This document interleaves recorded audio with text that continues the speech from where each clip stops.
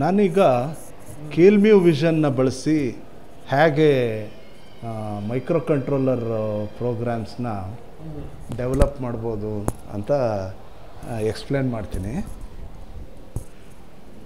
ನಾನು ಅದನ್ನು double click ಮಾಡಿ ಓಪನ್ ಮಾಡ್ಕೋತೀನಿ. ಈ ಸಾಫ್ಟ್ವೇರ್ ಏನಕ್ಕೆ ಬಳಸ್ತೀವಿ ಅಂತಂದರೆ ಅಪ್ಲಿಕೇಶನ್ ಸಾಫ್ಟ್ವೇರು 8051 ಪ್ರೋಗ್ರಾಮ್ಸ್ನ ಡೆವಲಪ್ ಮಾಡಲಿಕ್ಕಾಗಿ ಬಳಸ್ತೀವಿ. ಈಗ ಆಲ್ರೆಡಿ ಏನೋ ಒಂದು ಪ್ರಾಜೆಕ್ಟ್ ಓಪನ್ ಆಗಿದೆ ಅನ್ನೋದ್ರ ಕಾರಣ ನಾನು ಪ್ರಾಜೆಕ್ಟ್ ಹೋಗಿ ಅದನ್ನು ಕ್ಲೋಸ್ ಮಾಡ್ಕೋತೀನಿ. ನನ್ನದೇ ಆದಂಥ ಒಂದು ಪ್ರಾಜೆಕ್ಟ್ನ ನಾನು ಆರಂಭಿಸ್ಕೋತೀನಿ. ಪ್ರಾಜೆಕ್ಟ್ ಅಂತಂದ್ರೇನು? It is the group of files. ಅಂದರೆ ಫೈಲ್ಸ್ ಅಂದರೆ ಪ್ರೋಗ್ರಾಮ್ಸ್. ನಾನೊಂದು ಪ್ರಾಜೆಕ್ಟ್ ನೇಮ್ ಕೊಟ್ಕೊಂಡು ಸೇವ್ ಮಾಡ್ಕೋತೀನಿ. ಉದಾಹರಣೆಗೆ PSC 999 ಅಂತ ಹೆಸರು ಕೊಟ್ಕೋತೀನಿ.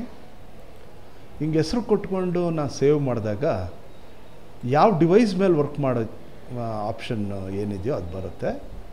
8051 ಅಥವಾ 52 ನಾನು ಬಳಸಬೇಕಾಗಿರೋದ್ರಿಂದ 89S52 ಅದರ ಕಂಪ್ಯಾಟಿಬಲ್ ಏನಿದೆಯೋ ಅದನ್ನು ನಾನು ಆಯ್ಕೆ ಮಾಡ್ಕೋತೀನಿ.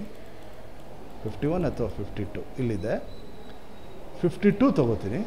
ಓಕೆ ಮಾಡ್ಕೊಂಡಾಗ ಸ್ಟಾರ್ಟಪ್ ಆಪ್ಷನ್ ಬೇಕಾ ಅಂತ ಕೇಳುತ್ತೆ. ಸ್ಟಾರ್ಟಪ್ ಕೋಡು ಅದು ಬೇಕಾಗಿಲ್ಲ. ಸಪೋರ್ಟಿಂಗ್ ಸಾಫ್ಟ್ವೇರು ನಾನು ಸ್ಕ್ರೀನ್ ಮೇಲೆ ವರ್ಕ್ ಮಾಡೋದಕ್ಕೆ ಡೌನ್ಲೋಡ್ ಮಾಡ್ತಾಯಿಲ್ಲ, ಅದರಿಂದ ರಿಯಲ್ ಟೈಮ್ ಎಕ್ಸ್ಪೆರಿಮೆಂಟ್ ಮಾಡ್ತಾಯಿಲ್ಲ, ಅದರಿಂದ ಅದನ್ನು ನೋ ಮಾಡ್ಕೋತೀನಿ.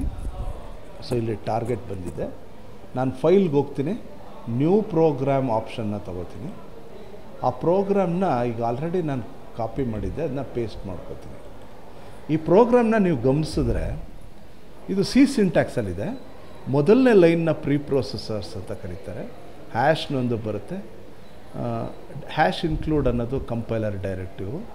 ರಿಜಿಸ್ಟರ್ 51 ಅನ್ನೋ ಹೆಡರ್ ಫೈಲ್ನ ನಾನು ಇನ್ಕ್ಲೂಡ್ ಮಾಡ್ಕೊಳ್ಳೋದ್ರಿಂದ ಪ್ರೀ ಪ್ರೊಸೆಸರು ನನಗೆ ಒದಗಿ ಬರುತ್ತೆ. ಇದ್ರ ಮೂಲಕ ನಾನು 8051 ಅಥವಾ 52ನ ಇಂಟರ್ನಲ್ ರಿಜಿಸ್ಟರ್ಸ್, ಕೆಲವು ಸ್ಪೆಷಲ್ ಫಂಕ್ಷನ್ ರಿಜಿಸ್ಟರ್ಸ್ನ ಅಕ್ಸೆಸ್ ಮಾಡ್ಕೊಳ್ಳೋಕ್ಕೆ ಸಾಧ್ಯ ಆಗುತ್ತೆ. ವಾಯ್ಡ್ ಡಿಲೇ ಅಂತಕ್ಕಂಥ ಒಂದು ಡಿಲೇ ಫಂಕ್ಷನ್ನ ನಾನು ಕ್ರಿಯೇಟ್ ಮಾಡ್ಕೊಂಡಿದ್ದೀನಿ. ಅದರೊಳಗೆ ಇಂಟೀಜರ್ ಐನ ಇಂಟೀಜರ್ ಡೇಟಾ ಟೈಪ್ ಅಂತ ಹೇಳಿದ್ದೀನಿ. ಯಾಕಂದರೆ ಫಾರ್ ಲೂಪ್ ಮೂಲಕ ಐನ ಎಕ್ಸ್ ವ್ಯಾಲ್ಯೂವರೆಗೂ ರನ್ ಮಾಡ್ತೀನಿ. ಅದರಿಂದ ಫಾರ್ ಲೂಪಿಂದ ನನಗೆ ಡಿಲೇ ಕ್ರಿಯೇಟ್ ಆಗುತ್ತೆ. ಎಕ್ಸ್ ವ್ಯಾಲ್ಯೂ ಯಾವುದಪ್ಪ ಅಂದರೆ ಮೇನ್ ಫಂಕ್ಷನ್ ಏನಿದೆಯೋ ಅಲ್ಲಿಂದ ಎಕ್ಸ್ ವ್ಯಾಲ್ಯೂ ಒದಗುತ್ತೆ. ಇಲ್ಲಿ ನೋಡ್ಬೋದು ನೀವು. ಡಿಲೇ ಫಂಕ್ಷನ್ನ ಕರಿಬೇಕಾದ್ರೆ ಅಥವಾ ಇನ್ವೋಕ್ ಮಾಡಬೇಕಾದ್ರೆ 1000 ಅಂತ ಏನು ಹಾಕಿದ್ದೀವೋ ಆ 1000 ಎಕ್ಸ್ ವ್ಯಾಲ್ಯೂ ಆಗಿ ಬರುತ್ತೆ ಇಲ್ಲಿ. So for loop will run 0 to 999 times, ಅಂದರೆ 1000 ಟೈಮ್ಸ್. ಅದ್ರ ಮೂಲಕ ಡಿಲೇ ಕ್ರಿಯೇಟ್ ಆಗುತ್ತೆ.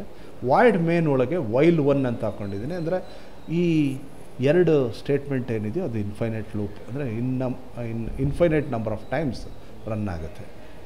P1 ಅನ್ನೋದು ಪೋರ್ಟ್ 1, ಅದು ರಿವರ್ಸ್ ಆಗ್ತಾಯಿದೆ. ಅಂದರೆ ಎವ್ರಿ ಟೈಮ್ 00 ಇದ್ದರೆ FF ಆಗುತ್ತೆ, FF ಇದ್ದರೆ 00, ಅಂದರೆ ಬ್ಲಿಂಕ್ ಆಗೋದಕ್ಕೆ ಈ ವ್ಯವಸ್ಥೆ ಮಾಡಿದ್ದೀನಿ. ಪ್ರತಿ ಸಲ ಅದು ರಿವರ್ಸ್ ಆದಾಗ್ಲೂ ಡಿಲೇ ಕರಿತೀನಿ. ಸೊ ಈ ಬ್ಲಿಂಕಿಂಗ್ ನನಗೆ ವಿತ್ ಎ ಡಿಲೇ ಕಾಣುತ್ತೆ. ಅದರಿಂದ ಬ್ಲಿಂಕಿಂಗ್ ಪ್ರೋಸೆಸ್ ನನಗೆ ಗುರುತಿಸೋಕ್ಕೆ ಸಾಧ್ಯ ಆಗುತ್ತೆ. ಇದನ್ನು ಸೇವ್ ಮಾಡ್ತೀನಿ. ಪ್ರೋಗ್ರಾಮ್ನ ಸೇವ್ ಆ್ಯಸ್ ಕೊಟ್ಬಿಟ್ಟು ಡಿಲೇ .c ಅಂತ ನಾನು ಅದನ್ನು ಸೇವ್ ಮಾಡ್ಕೋತೀನಿ. ಈಗ ಆಲ್ರೆಡಿ ಆ ಹೆಸರಲ್ಲಿದ್ದರೆ ಅದನ್ನು ಓವರ್ ರೈಟ್ ಮಾಡ್ಕೋತಾ ಇದ್ದೀನಿ. ಸೋರ್ಸ್ ಗ್ರೂಪ್ಗೆ ಹೋಗಿ ಅದನ್ನು ಆ್ಯಡ್ ಮಾಡ್ಕೋತೀನಿ. ಸೊ ಫೈಲ್ ನೇಮ್ ಡಿಲೇ ಅನ್ನೋದೇನು ನಾನು ಕ್ರಿಯೇಟ್ ಮಾಡಿದ್ದೀನಲ್ಲ ಅದನ್ನು ಸೋರ್ಸ್ ಗ್ರೂಪ್ಗೆ ಆ್ಯಡ್ ಮಾಡಬೇಕಾಗುತ್ತೆ. Add and close. ಈಗ ನಾನು ಬಿಲ್ಡ್ ಮಾಡ್ತೀನಿ. ಯಾಕಂದರೆ ಈ ಪ್ರೋಗ್ರಾಮ್ ಏನು C ಲ್ಯಾಂಗ್ವೇಜಲ್ಲಿದೆ ಅದನ್ನು ಮೆಷಿನ್ ಕೋಡಾಗಿ ಕನ್ವರ್ಟ್ ಮಾಡಬೇಕಾಗುತ್ತೆ. ಅದರಿಂದ ನಾನು ಬಿಲ್ಡ್ ಮಾಡ್ತೀನಿ.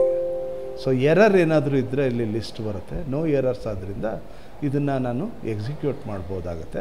ಎಕ್ಸಿಕ್ಯೂಟ್ ಮಾಡೋದಕ್ಕೆ ನಾನು ಡಿಬಗ್ ಆಪ್ಷನ್ಗೆ ಹೋಗ್ತೀನಿ. ಓಕೆ ಮಾಡ್ತೀನಿ. ಇದು 2 KB ಆಫ್ ಮೆಮೊರಿ ಅವೈಲೇಬಲ್ ಇದೆ ಅಂತ ಹೇಳುತ್ತೆ. ನನಗೆ ಇರ್ತಕ್ಕಂಥ ಕೋಡ್ ಸೈಜ್ಗೆ ಆ ಮೆಮೊರಿ ಸಾಕು. ಸೊ ಓಕೆ ಮಾಡ್ತೀನಿ.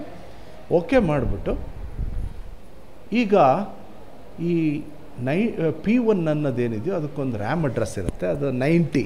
ಅದನ್ನು ವ್ಯೂ ಮಾಡ್ತೀನಿ ನಾನು. ವ್ಯೂ ಮೆಮೊರಿ ವಿಂಡೋ, ಮೆಮೊರಿ 1ನಲ್ಲಿ ಅದು ಓಪನ್ ಆಗಲಿಲ್ಲ ಅಂದರೆ ಮತ್ತೆ ವ್ಯೂ ಮೆಮೊರಿ ವಿಂಡೋ, ಮೆಮೊರಿ 1ನಲ್ಲಿ ಡಿ ಕ್ಲಿಕ್ ಮಾಡಬೇಕದು. ಡಿ ಕೋಲನ್ 0x ಅಂದರೆ hexadecimal, 90 is the address of the P1.